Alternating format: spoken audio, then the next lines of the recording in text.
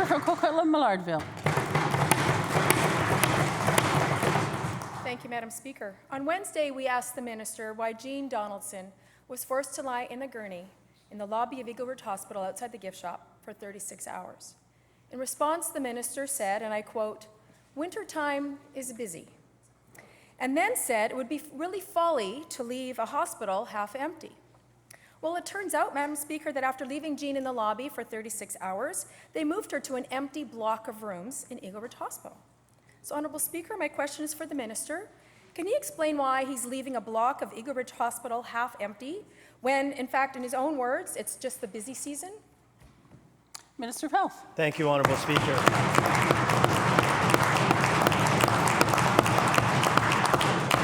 Honourable Speaker, we have a strategy in the Ministry of Health to shift resources into home and community, and Fraser Health has done that by opening up 400 residential care beds in the community. Honourable Speaker, that is to take pressure off the acute care system. Now, there are times when there are overcapacity issues, and that's why we are taking this action plan in Fraser Health, Honourable Speaker.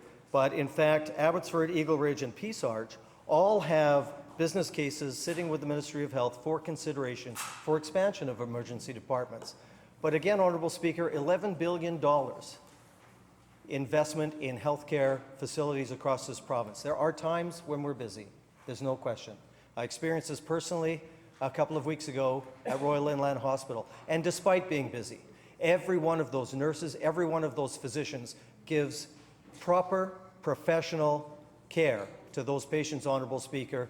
Of course, there are times when they are housed in an area of the hospital where we would prefer that they be in a ward. And we are working hard to do that, Honourable Speaker, but there is no way in the world, and I can't stand here today and say that we'll never have congested times in our hospitals. The members opposite know that. They know that. It's a situation that's occurred across the country. But we are working hard in BC to address those situations, Honourable Speaker, and I'm quite confident that we'll be able to do that.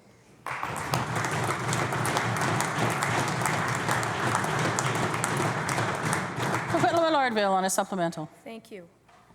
Well, I've been in that hospital in October, and then I had the misfortune of being there in November, and then, of course, again in January. And every single time I was there, those rooms were empty and people were waiting in hallways. Nothing has changed. After holding Jean in the lobby for 36 hours and then moving her to an empty block in the hospital, she was finally able to get access to some nursing and some housekeeping resources, which were really stretched to the limit because there's not enough nurses and there's not enough staff in the hospital to make sure that patients are getting the care they need in that hospital. But to add insult to injury, included in her meal tray, Madam Speaker, was a letter soliciting donations for the Hospital Foundation.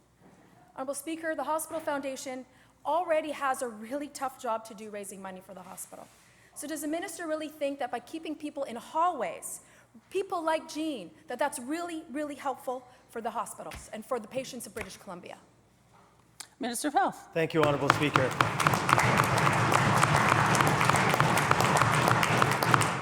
The member asked what's changed. I'll let the member know what's changed. Last year, we successfully hired 1,700 nurses across the province. Since 2001, we've invested over $11 billion in the Lower Mainland, $475 million for Abbotsford Regional Hospital and Cancer Centre, $237 million for the Jim Patterson Outpatient Care and Surgery Centre in Surrey, $500 million for the Emergency Department and Critical Care Tower at Surrey, $543 million for the Acute Tech Care Centre at BC Children's Hospital.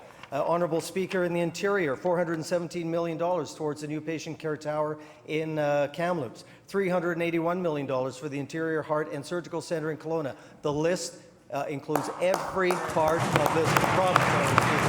That is what has changed.